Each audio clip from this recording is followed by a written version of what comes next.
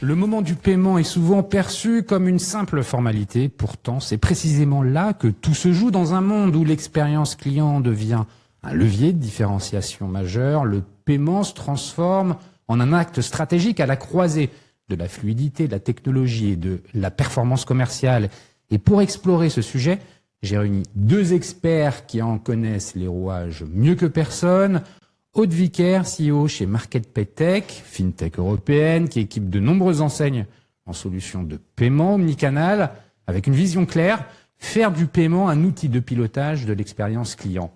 Et Kevin Mertz, Chief Sales Officer chez Sunday, une solution qui a révolutionné le paiement dans la restauration en permettant de régler l'addition en quelques secondes via un simple QR code. Derrière ce geste fluide se cache une vraie transformation de la relation client et de la performance opérationnelle. Dans cet épisode, nous allons comprendre comment l'expérience d'achat vient aujourd'hui augmenter l'expérience client, comment le paiement peut devenir un moment différenciant, mais aussi comment les parcours évoluent vers toujours plus de personnalisation, d'autonomie et d'intelligence. Et enfin, nous tenterons un exercice de prospective demain entre agent IA et tokenisation. À quoi ressemblera l'acte de payer? Mais pour commencer, Aude, à toi la parole. Peux-tu te présenter un peu mieux que ce que je viens de faire? Tout à fait. Donc effectivement, Aude Vicaire, CEO de MarketPay Tech. J'ai en charge toute la partie tech de MarketPay, c'est-à-dire le produit, les développements et les projets. Et MarketPay donc est une fintech de paiement européenne, plateforme de paiement omnicanal. Nous offrons des solutions de paiement aux commerçants, aux distributeurs, aux institutions financières, avec une particularité. Donc, nous sommes européens, nous sommes nés à l'origine d'un retailer, donc nous connaissons bien les problématiques. Pas n'importe lequel. Des commerçants, en effet. Nous connaissons bien les problématiques des commerçants. Nous sommes maintenant 380 en Europe. Nous adressons principalement le marché européen, avec, comme tu le disais, pour objectif de donner à nos clients, donc commerçants, distributeurs, institutions financières, les moyens d'intégrer la brique paiement dans toute leur expérience client. Donc ça veut dire que le sujet produit, offre, solution est ultra dominant chez vous. Oui. C'est vraiment ça qui fait une différence. Tout à fait. Et nous avons donc, bien entendu, le marché européen étant un marché multilocal, chaque pays a ses propres particularités en termes de paiement, ses propres habitudes de paiement, ses propres réseaux locaux et internationaux. Et donc, pour chaque pays, il faut s'adapter finalement aux besoins du pays, aux besoins des marchands et de leurs clients pour être pertinent sur le marché. Et donc, l'offre produit, avec toute la valeur ajoutée qu'on peut apporter au paiement pur, fait partie de notre ADN. Bon, merci pour cette précision. On va revenir dessus un peu plus en détail. Kevin, je me tourne vers toi. Tu es le responsable commercial chez Sunday. Tu peux te présenter un peu plus, nous en dire un peu plus sur Sunday, parce que finalement, je pense que beaucoup de gens connaissent sans connaître qui est Sunday. Eh ben écoute, avec grand plaisir. Merci pour l'invitation.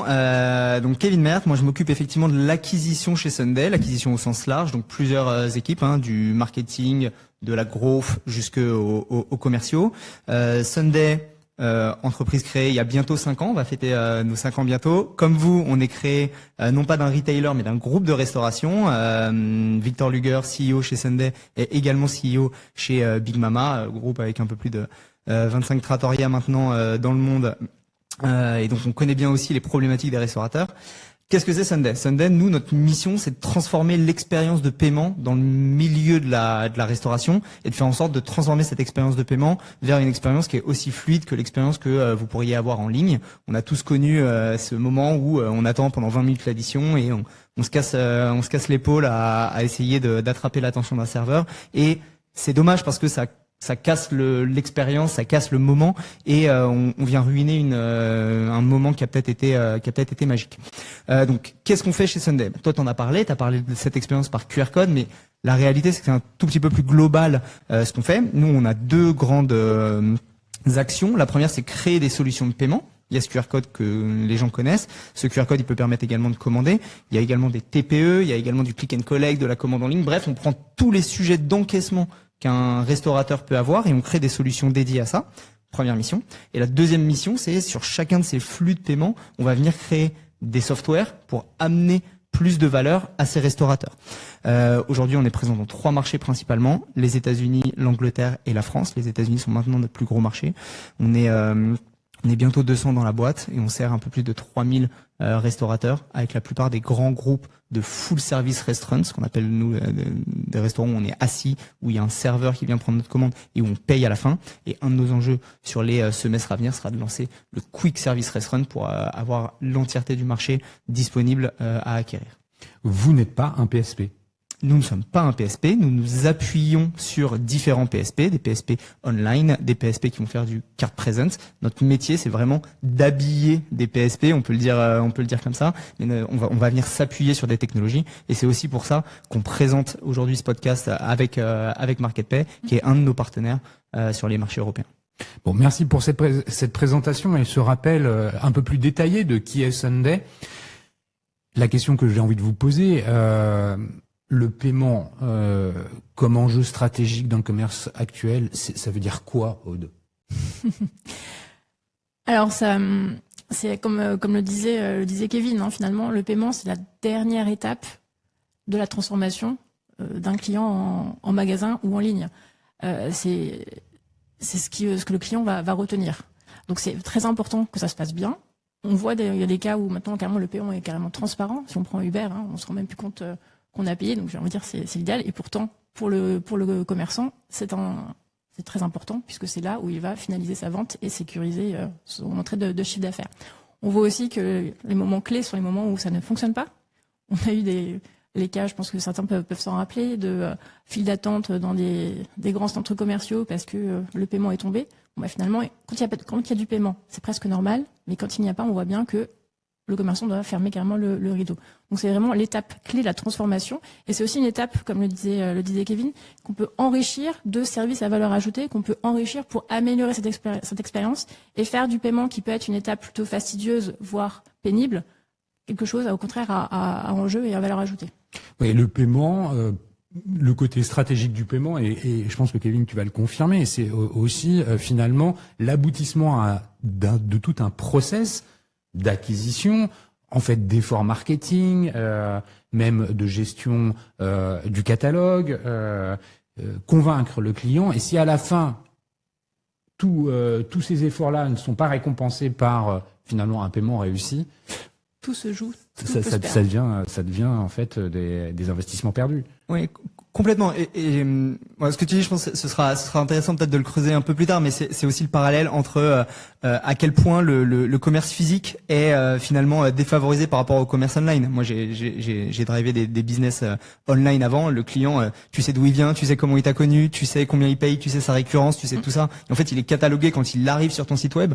Quand quelqu'un rentre dans un restaurant ou dans une papeterie, bah c'est un client X et à moins de le connaître parce que c'est toi le patron et tu le vois revenir, bah c'est difficile de connaître ses habitudes. Donc c'est peut-être intéressant de faire un parallèle là-dessus. Mais je pense que au-delà de ça, ce qui est peut-être intéressant de regarder, c'est quoi le paiement, en tout cas si je parle pour la restauration, c'est comment est considéré le paiement par les restaurateurs sur les 50 dernières années.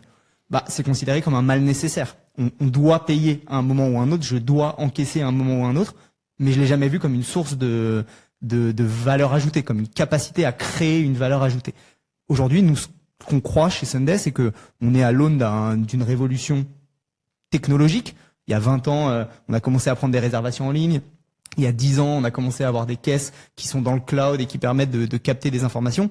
Je pense que la prochaine grosse révolution sur le marché physique, c'est le paiement, et de se dire bon bah qu'est-ce que ça peut me permettre de capter comme information ce paiement, combien de fois ce client est venu, c'est quoi sa récurrence, c'est quoi son panier moyen, c'est quoi ses habitudes de consommation, etc., etc., etc. Et toutes ces choses-là doivent me permettre de mieux connaître mon business, l'améliorer, mieux servir ce client-là et mieux servir les équipes qui sont en magasin pour donner une expérience unique à chacun des clients qui rentrent. Parce qu'en réalité, un client, je le connais plus que ce que je crois grâce au paiement.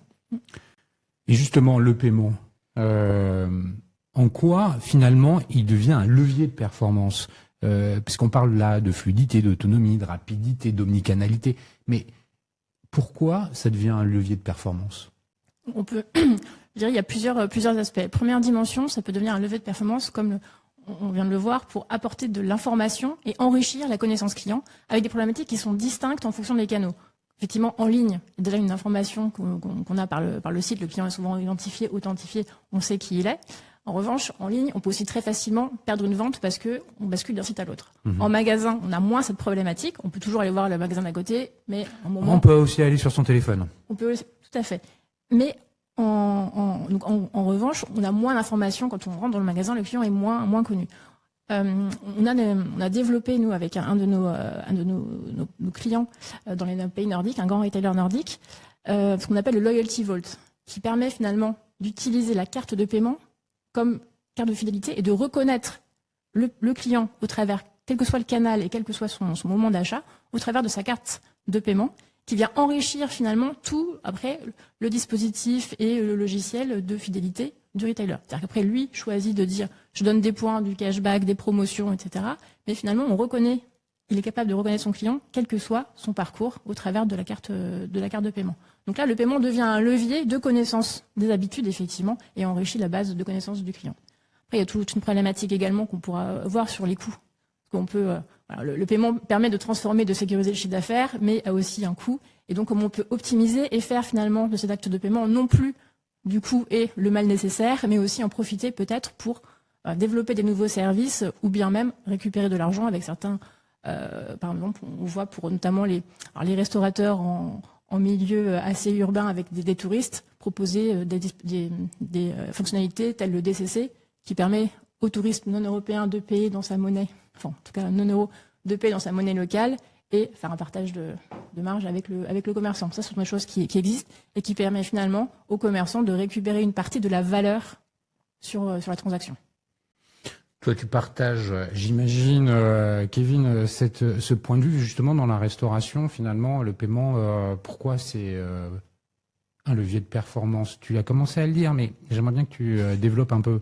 J'ai pris des notes avant de venir. Donc pour contexte, on enregistre dans le 2e arrondissement. Donc dans la rue où on est, il y a un restaurant qui s'appelle Popolare. Pour ceux qui le connaissent pas, c'est une très très belle trattoria avec 400 places assises. Et je regardais un peu les chiffres qu'on génère pour Popolare, juste pour expliquer qu'est-ce qu'on peut capté au travers du paiement. C'est un restaurant qui est équipé de 2 produits Sunday, le paiement à table par QR code. À la fin de mon repas, je scanne, j'ai l'addition disponible sur mon téléphone portable et je peux payer en ligne. Et des TPE Sunday qui sont directement connectés à la caisse, qui fait que quand un serveur encaisse la table en question, le paiement va directement être poussé aussi sur la caisse du restaurant. Donc le serveur n'a pas à retaper les différents éléments, plus je viens capter des informations. Ça, c'est pour le contexte. Qu'est-ce qu'on vient générer comme valeur à travers ça? Si je prends peut-être 4 blocs pour la faire simplement. Premier élément, je peux proposer au client de laisser un avis Google sur son expérience ou de me laisser un insight sur son expérience. Sur les 12 derniers mois, en moyenne par mois, Popolare génère 1000 avis Google, dont 70% qui viennent de l'expérience Sunday. 1000 avis Google tous les mois. Le restaurant a 32 000 avis Google au total. 70% de ces 32 000 avis viennent de Sunday.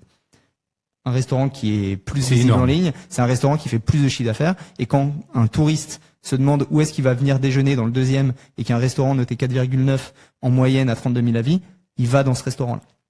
Chacun des avis Google qui sont postés via mobile, poussés par Sunday, a une note moyenne supérieure à 0,2 des autres avis.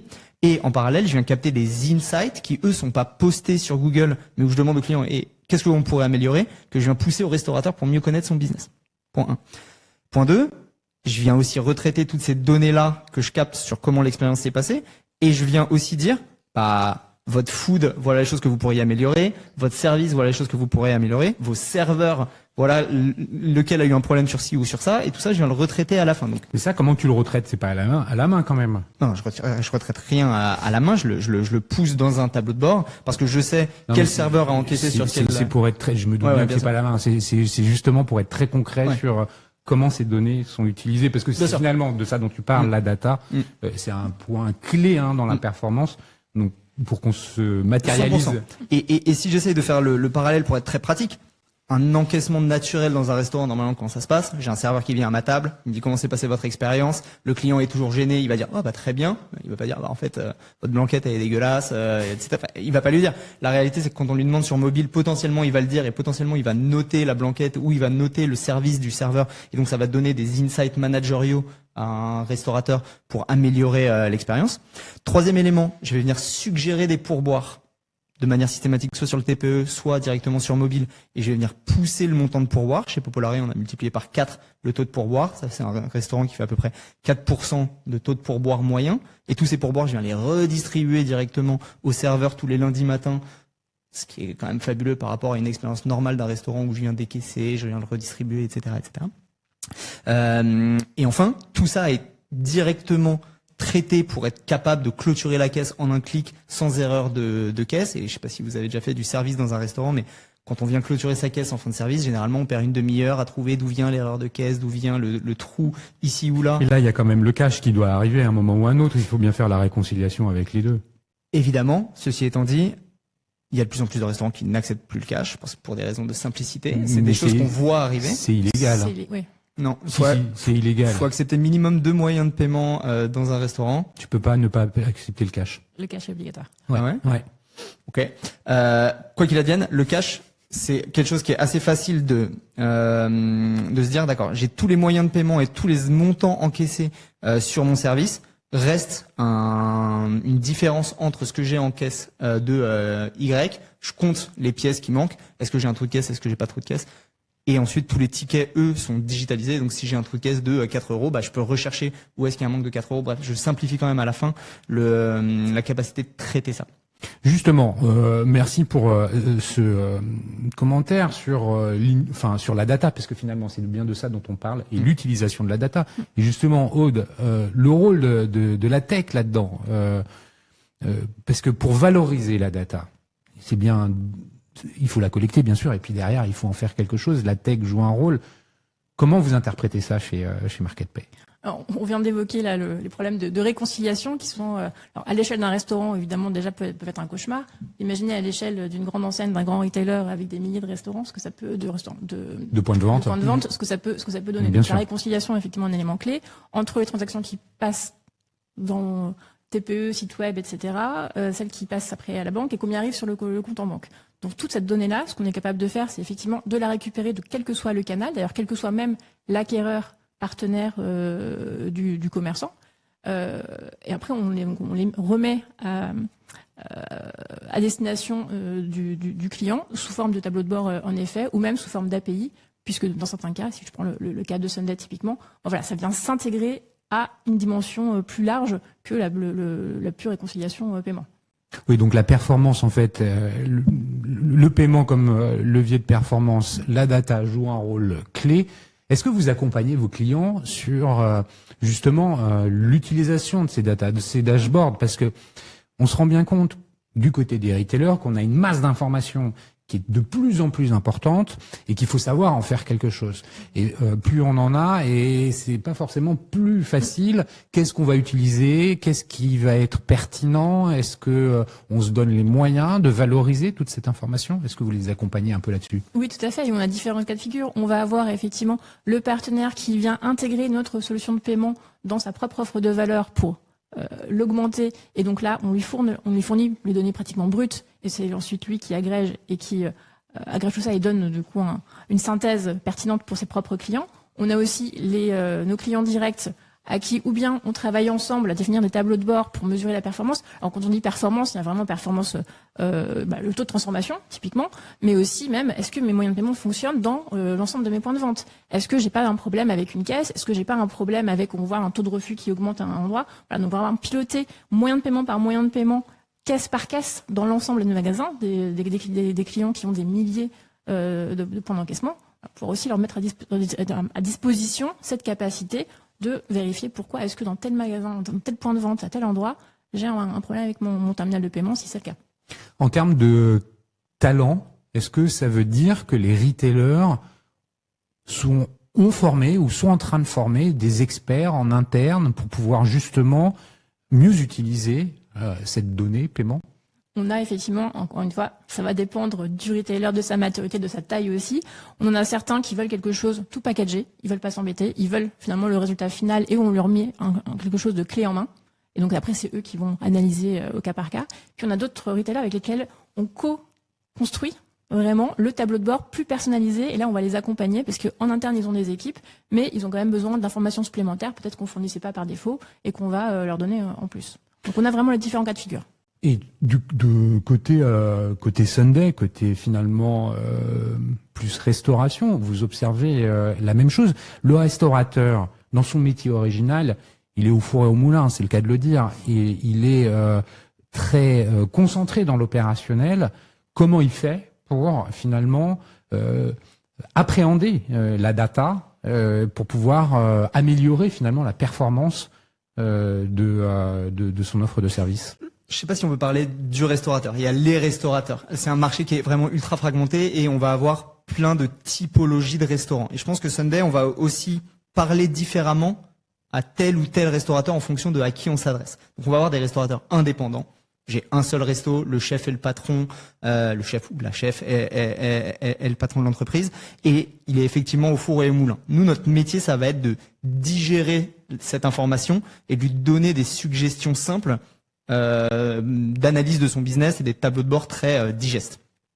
Ensuite, et c'est ce qu'on voit de plus en plus se développer et dans l'intégralité des pays, on a les groupes, qu'ils soient de milieu de marché, j'ai entre 5 et 30, 40, 50 restaurants, ou des de taille encore plus importante, qui prennent de plus en plus de parts de marché. Finalement, le restaurant indépendant, lui, tend à se raréfier, là où les groupes, eux, gagnent des parts de marché. Pourquoi ?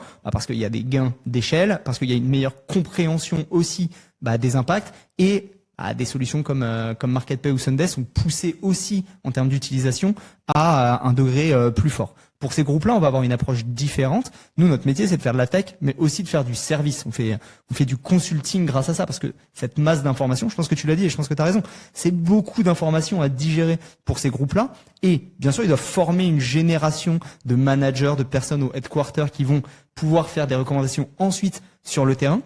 Mais nous, en tant que créateurs de software, je pense qu'à la fin, on a aussi notre rôle à jouer pour venir former, aider, donner des suggestions, donner des recommandations et prendre leur feedback pour créer le meilleur produit pour eux demain. Mais je crois que ce qu'on est en train de voir, en tout cas, c'est un marché où on va avoir de moins en moins d'équipes technologiques percées directement chez ces retailers ou chez ces restaurateurs, des gens qui vont créer leurs produits. On va plutôt avoir des gens qui vont être en mesure de connaître et comprendre des produits utilisés, les actionner et mettre les choses en œuvre. Donc tout ça, c'est des nouveaux métiers qui existent déjà ou sont en train de se créer et sur lesquels c'est ces gens-là qui vont nous permettre de pousser au mieux l'usage de la technologie qu'on crée et qui vont nous donner les bons feedbacks pour créer encore de l'innovation pour eux. Ouais, on est en train de le voir en fait en filigrane de notre échange, le retail, le commerce en général, qu'il soit sous forme de restauration ou sous forme de point de vente, devient de plus en plus unifié. Il doit être de plus en plus fluide. Finalement, la tech que Sunday développe, les solutions que Sunday développe, qui sont a priori plus destinées à la restauration, est-ce que Aude, tu les vois se développer dans d'autres verticales, plus retail, dans une forme ou dans une autre? Parce que finalement, et ça fait le lien avec l'omnicanalité, on est à la fois sur, je le disais tout à l'heure, sur son téléphone quand on est en point de vente, on commence son parcours d'achat en ligne, on le finit en magasin, on le commence en magasin, on le finit en ligne. Bon, la fluidité dans cette unification du commerce, comment elle arrive, comment on le voit dans d'autres verticales? Alors déjà, peut-être le terme omnicanalité, un terme dont on entend parler depuis belle lurette. Nous, on met une définition très claire derrière ce terme omnicanalité. C'est à la fois la tokenisation d'une transaction, tokenisation d'une carte de paiement, qui permet effectivement de commencer une transaction n'importe où, sur n'importe quel canal, et de la poursuivre, ou de la terminer sur un autre canal. Donc on parlait de commencer sur son téléphone, terminer en magasin. Bon, c'est possible, puisqu'on retrouve sa transaction au travers des canaux. Je fais juste un point sur la tokenisation parce que je voudrais bien être sûr que tout le monde comprend ce qu'est la tokenisation. L'idée est simple, c'est de dire que les informations de la carte bancaire qu'on rentre auprès du commerçant sont stockées chez le PSP qui en contrepartie donne un token, c'est un jeton, c'est-à-dire quelque chose qui identifie à usage unique les données de la carte, ce qui permet au consommateur, quand il revient sur le site ou quand il vient en magasin, de réutiliser ce token et d'être reconnu. C'est ça, on peut le C'est dire ça. comme ça? Oui, tout à fait. De manière sécurisée. Je Oui, précise, de manière puisque sécurisée, bien sûr. C'est un point clé. Donc ça, c'est une première partie pour moi de l'omnicanalité. La deuxième partie, c'est d'avoir accès à l'ensemble des données, quels que soient les canaux aussi, au même endroit. Voilà. Donc c'est vraiment ce qui permet l'omnicanalité, c'est vraiment l'ensemble des deux. Donc j'ai tous les canaux, toutes les transactions et la carte de paiement reconnue où qu'elle soit, ce qui permet effectivement d'actionner après des leviers de fidélité et de récompense ou autre. Donc ça, c'est vraiment un point clé. Peut-être pour revenir sur. En fait, pour revenir sur finalement l'autonomie, la fluidité dans. Oui, sur les autres verticales. Voilà, sur les autres verticales. Parce que tout à fait. là, tu vois, aujourd'hui, on est tous habitués à aller chez Monoprix ou dans et puis avoir les caisses automatiques où on scanne et puis on paye. Voilà. Et on voit finalement. Alors déjà, on voit même dans la restauration, on a un autre partenaire qui a développé une borne plutôt pour le secteur que vous ne couvrez pas encore, une borne de paiement, une borne de commande donc digitale, dans laquelle le paiement est carrément intégré au hardware. Donc c'est la technologie SoftPOS. Donc il n'y a même plus de terminaux de paiement. Là, on paye directement sur la borne. Donc ce qui simplifie aussi en termes de coûts. Technologie SoftPOS, c'est-à-dire la version. Une application qui permet de transformer un smartphone ou une tablette, Android ou un iPhone, en terminal de paiement. Voilà. Donc pour le commerçant, plus besoin d'avoir à gérer les TPE d'un côté et potentiellement un device professionnel de l'autre ou une tablette. Là, le paiement, la capacité à encaisser est directement prise sur le hardware, le téléphone ou la tablette.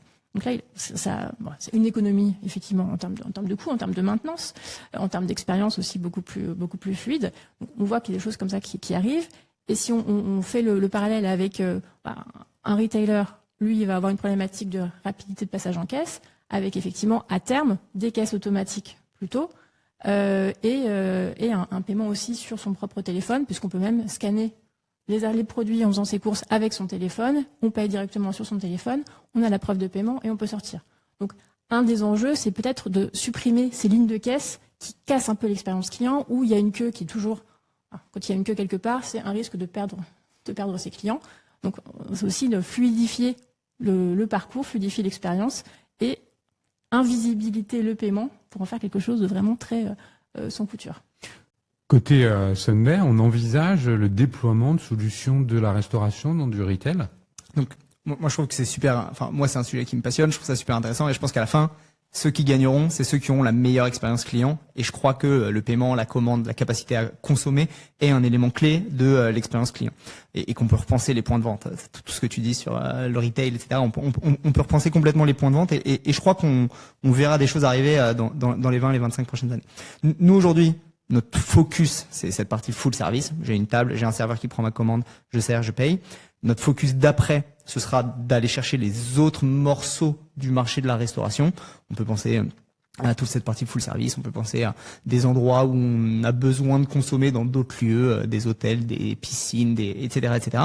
Et je pense que là, j'espère que l'histoire continuera à se poursuivre dans d'autres verticales de marché. Le retail est une verticale ultra intéressante. Je crois que ce qui est clé dans ce que tu décris sur cette omnicanalité, et je crois que ce qui est intéressant dans la restauration, c'est que c'est un lieu de vie, et donc dans ce lieu de vie, on voit énormément de cas d'usage, et ce côté fusionner les expériences et savoir retrouver ce client-là, je pense que la restauration, notamment sur des lieux un peu hybrides où je peux venir soit déjeuner sur place, je peux venir commander une pizza en ligne et la retirer, je peux venir la commander depuis chez moi et me faire livrer, je peux avoir une interaction avec mon client sur une application mobile, etc. C'est un beau lieu d'expérimentation pour trouver des nouveaux usages et de nouvelles façons de faire qu'on pourrait demain exporter dans un marché comme le retail pour aider à réinventer les lieux de consommation. Oui, je l'imagine très volontiers. Effectivement, le coût du QR code pour pouvoir dégager les caisses. Mais finalement, on a l'idée, on a un beau magasin de luxe ou même qui a une attention particulière à la décoration, au détail et tout. Et le plus gros endroit, c'est l'endroit où il y a la caisse. C'est pas esthétiquement, c'est pas joli. Il y a quelqu'un qui est derrière la caisse à attendre que le client passe. Si on peut s'affranchir de ça, plutôt que ce soit finalement la caisse qui aille au client plutôt que le client qui aille à la caisse, déjà, on change un peu le paradigme. Et je crois que c'est aussi toute une question de augmentation de l'expérience. Et augmentation de l'expérience, c'est aussi augmentation de l'intérêt des gens que j'embauche dans ce commerce-là. Est-ce que la personne qui est à la caisse, je peux la transformer en vendeur? Est-ce que ce vendeur, je peux le transformer en représentant de ma marque? Et chacun passe un niveau grâce au fait que la technologie permet d'amener de la fluidité ici. En fait, mon magasin d'un magasin devient un showroom ou un lieu d'exposition pour mettre en valeur les produits que je vends. Ouais, et alors tout ça me fait dire que il faut quand même qu'on s'arrête 2 secondes pour parler du consommateur, de ce qui s'attend, de ce qu'il veut, de ce qu'il veut pas. Du consommateur à Paris, c'est pas le consommateur qui est ailleurs en France. Faut aussi bien se dire que on est dans un microcosme à Paris et que les habitudes et les attentes sont pas exactement les mêmes ailleurs qu'à Paris. Comment l'un et l'autre vous interprétez ces évolutions de la demande, des attentes, des besoins de ces consommateurs? Alors, bon, peut-être pour démarrer, comme tu disais, hein, un consommateur à Paris n'a pas forcément les mêmes attentes, les mêmes besoins qu'ailleurs en France, et par rapport à la France ou à l'Espagne, à l'Italie ou à la Belgique, qui sont quand même pas très loin de chez nous, il y a encore des attentes et des besoins différents. Je pense que dans tous les cas, le consommateur, il veut que ça se passe bien. Il veut surtout pas que son moyen de paiement soit refusé. Ça, je pense que c'est l'expérience la pire qui puisse arriver, et pour le client et pour le commerçant d'ailleurs. Donc il faut que, quel que soit en ligne d'ailleurs comme en magasin, puisque finalement le magasin n'est pas mort, hein, loin de là. Alors pour la restauration évidemment que non, mais même pour d'autres verticales, finalement il faut qu'on trouve je dirais le meilleur de ce qu'on peut trouver en ligne en magasin et le meilleur du magasin en ligne, puisque c'est très complémentaire. On est mieux connu en ligne, mais finalement quand je rentre dans un magasin, j'ai envie d'être reconnu, que mon expérience, mes habitudes soient prises en compte et que j'ai quelque chose de personnalisé. Mais en même temps, au magasin, j'ai le conseil que je m'attends aussi à avoir en ligne. Donc c'est finalement réussir à faire converger le meilleur des 2 mondes pour accompagner l'expérience et l'adapter après aux besoins. Et notamment, ce qu'on voit, c'est les moyens de paiement, les différents moyens de paiement. On parle de la carte, mais il y a plein de moyens de paiement alternatifs. Et je ne parle pas du cash, hein, mais voilà, tous les wallets de paiement, les QR codes, le paiement en plusieurs fois. Ça, c'est tout ce qui vient enrichir finalement et faciliter aussi la transformation, parce que ce qui est clé et pour le client et pour le commerçant. Mais merci, je te donne la parole, Kevin, mais merci de dire ça, parce que quand je vous pose la question, j'ai en tête cette réalité, c'est-à-dire que la sensibilité au prix en France est le critère numéro 1 dans les décisions d'achat. Avant toute chose, c'est quel est le rapport qualité-prix de ce que j'achète. Et les consommateurs sont beaucoup drivés par le prix. Donc, quand on parle prix, on parle argent. Quand on parle argent, on parle paiement. Et c'est là où je raccroche le wagon avec ce que tu viens de dire. Tu parlais des moyens de paiement alternatifs, hein, comme le paiement, le BNPL, hein, le paiement en plusieurs fois. C'est vrai que ce sont des facilités. On a envie que tout ça aboutisse, hein, pour que le taux d'acceptation soit le plus important possible. C'est un enjeu majeur, mais côté Sunday, comment vous interprétez toute cette réalité côté consommateur? Parce que finalement, tout ce dont on parle, s'il n'y a pas de consommateur, il n'y a pas de débat. Hein. Ouais. Je pense que c'est une question qui est ultra intéressante, et je vais répondre en 2 temps. Statistiquement et factuellement, ce côté Paris c'est un microcosme et les consommateurs sont pas les mêmes à Paris qu'ailleurs, et même si je dézoome encore et je te prends des exemples sur lesquels il y a des millions d'itérations par mois, il y a des millions de paiements sur Sunday par mois, donc je peux te répondre assez facilement.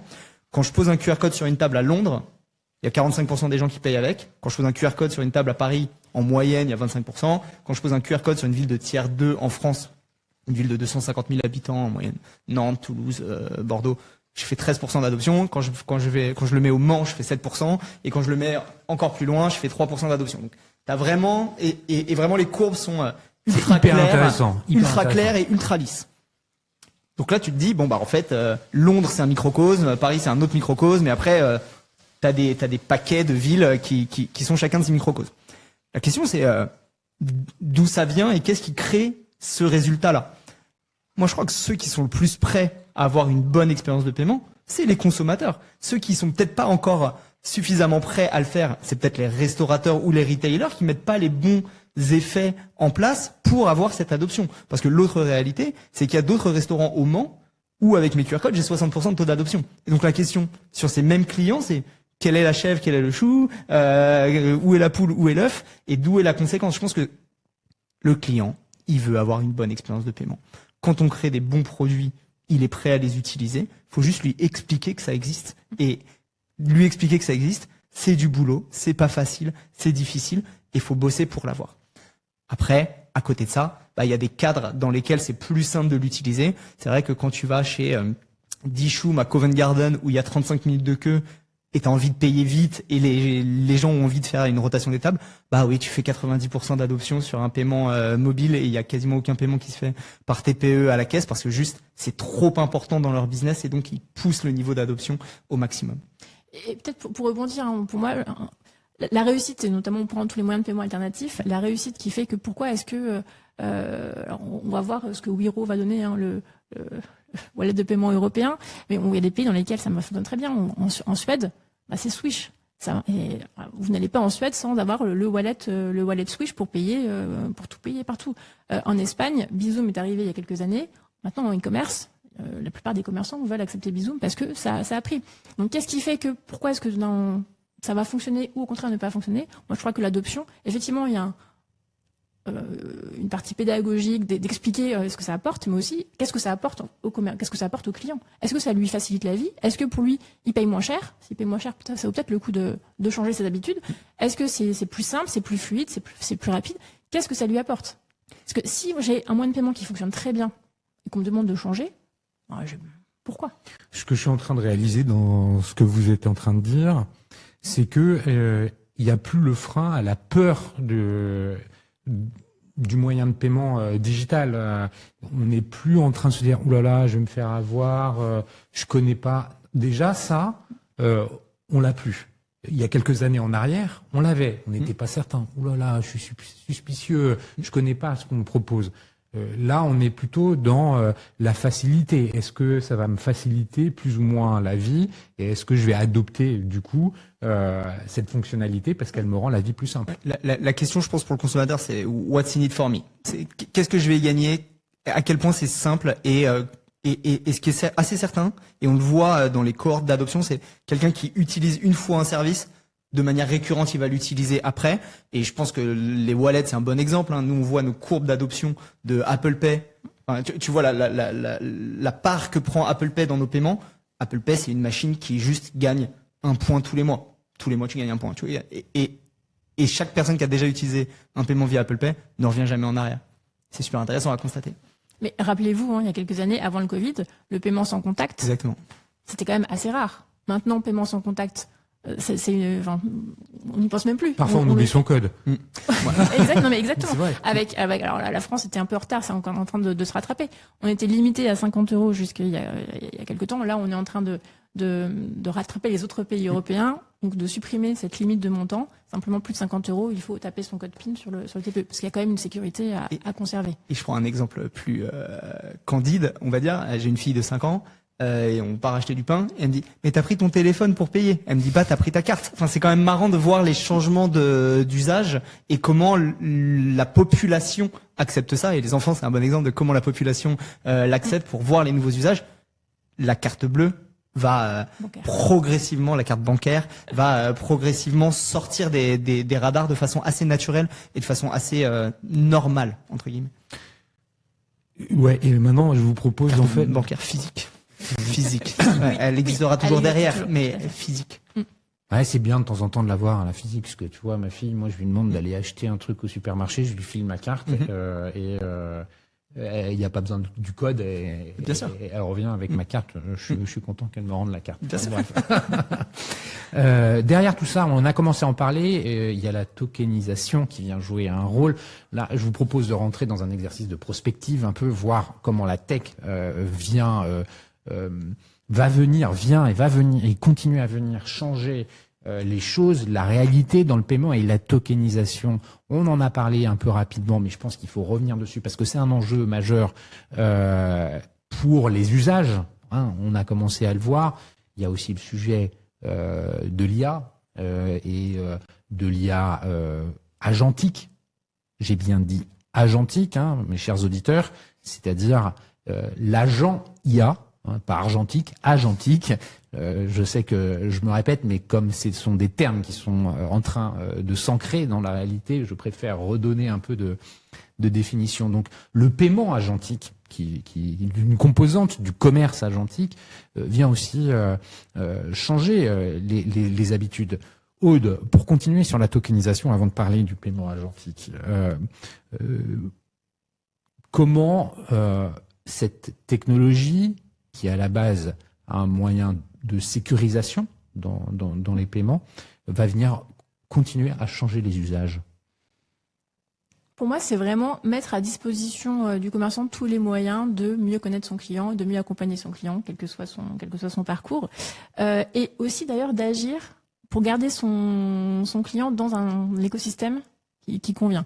On réfléchit là en ce moment à vraiment pouvoir développer des solutions pour aussi authentifier le client et fournir toute cette information donc dans les mains du partenaire du retailer, pour qu'ensuite lui-même puisse pousser en fonction des besoins son client à payer avec un moyen de paiement plutôt qu'un autre, à payer avec la carte du retailer en l'occurrence, parce que derrière il récupère de l'argent sur la transaction. Enfin, vraiment pouvoir conserver son client dans son écosystème au-delà du magasin ou du site. Donc ça élargit les capacités, ça élargit les possibilités de driver finalement aussi l'expérience et ce qu'on apporte au client avec cette technologie.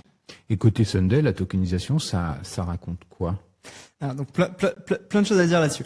Tu parlais de peur du consommateur, de payer directement, etc. Je pense qu'effectivement ça, on en est sorti.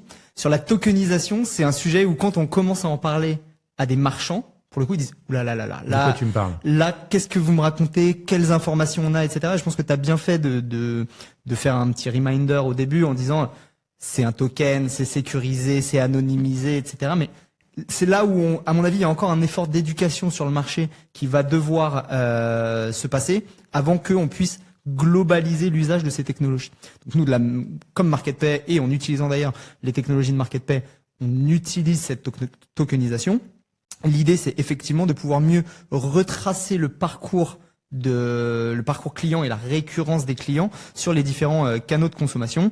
Ce client-là, je sais qu'il commande une fois par semaine pour se faire livrer des burgers chez lui, mais je sais qu'il vient aussi une fois par mois en famille et qu'à chaque fois ils sont 4 à table. Je sais que la récurrence de consommation, c'est sur tel et tel produit, etc., etc. Donc, je suis en mesure de mieux retracer le parcours client, de mieux le connaître, de mieux comprendre la valeur relative de chaque client qui rentre chez moi. Est-ce que ce client il est déjà venu, il est jamais venu? Est-ce que ce client c'est un client régulier? Est-ce que ce client c'est un gros consommateur, c'est un gros type? Ça, tu le sais au moment du paiement, parce que finalement, quand sauf à ce que tu connaisses le visage de la personne qui vient, mais quand tu viens en point de vente, comment tu le reconnais? C'est là où je pense, si on fait un peu de prospective, et c'est là où c'est intéressant, je crois qu'on va être en mesure de savoir corréler un token de carte bancaire à potentiellement, je sais pas, si je scanne un QR code et donc j'ai identifié que le device avec lequel j'ai scanné ce QR code est associé à telle carte bancaire. En fait, je sais que ce client-là,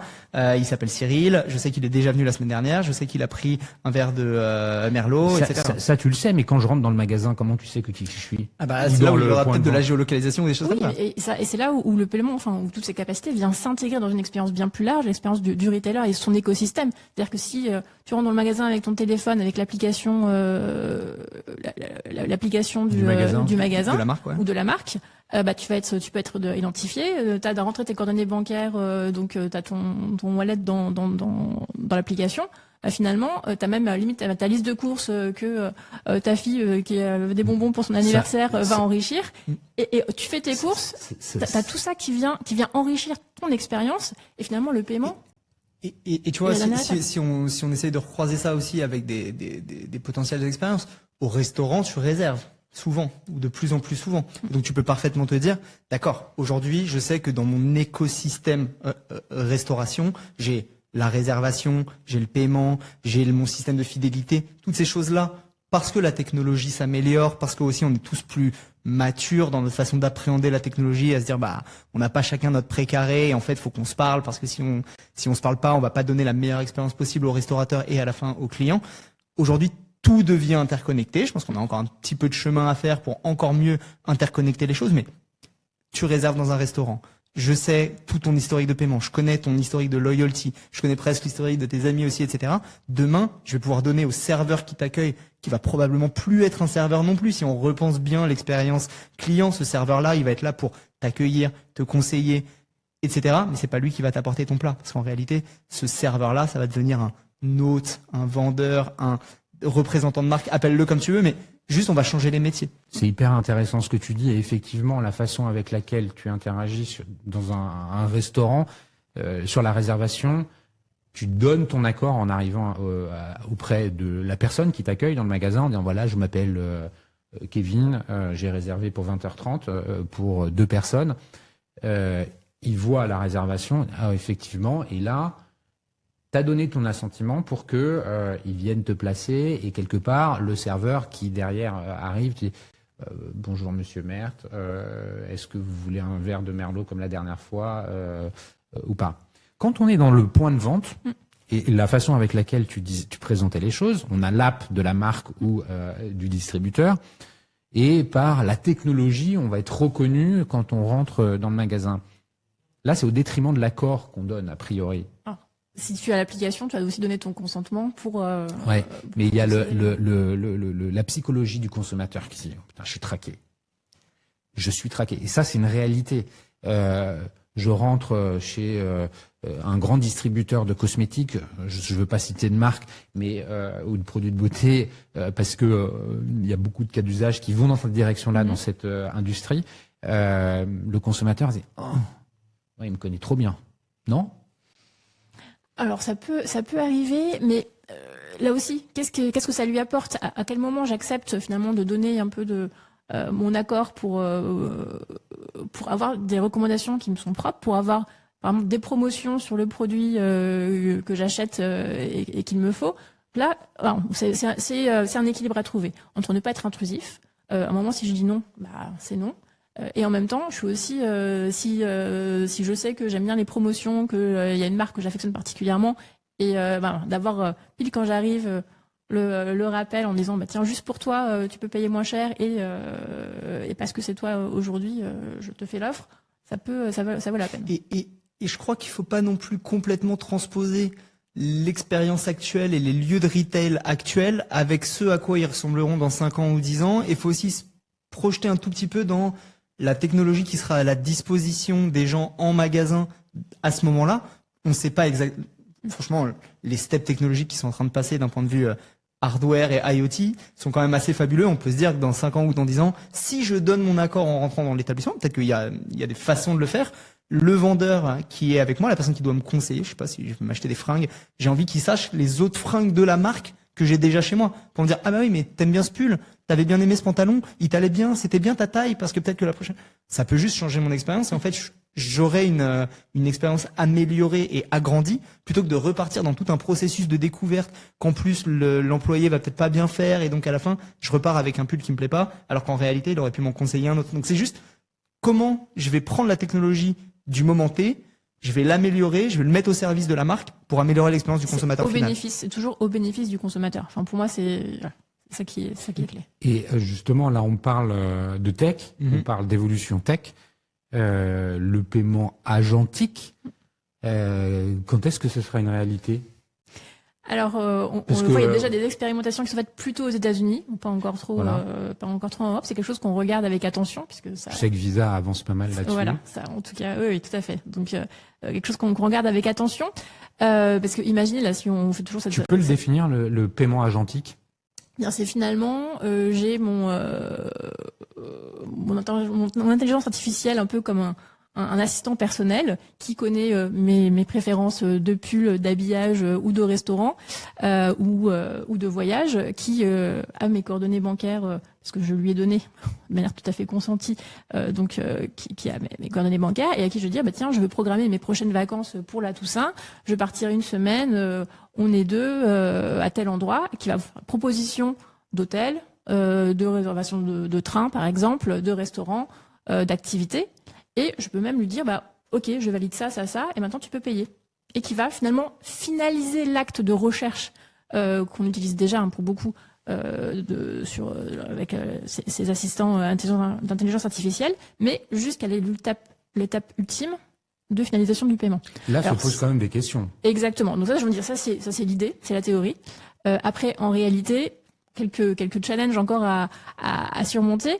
Le premier, c'est que là, c'est donc un bot qui fait le paiement, on n'a pas parlé de fraude, mais bon, en tout cas, en restauration, il y en a probablement un peu moins, mais dans tout ce qui est paiement en ligne, c'est quand même quelque chose de clé.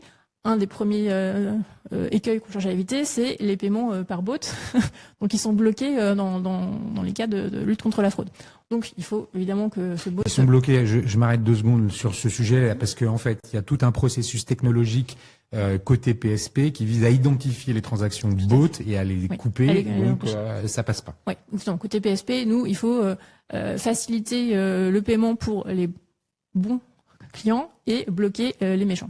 Si je fais très simple. Donc les bots sont plutôt souvent considérés comme des méchants et donc on bloque le paiement. Là en l'occurrence, il faut qu'il soit validé parce que sinon on peut pas aller au bout de l'acte de paiement.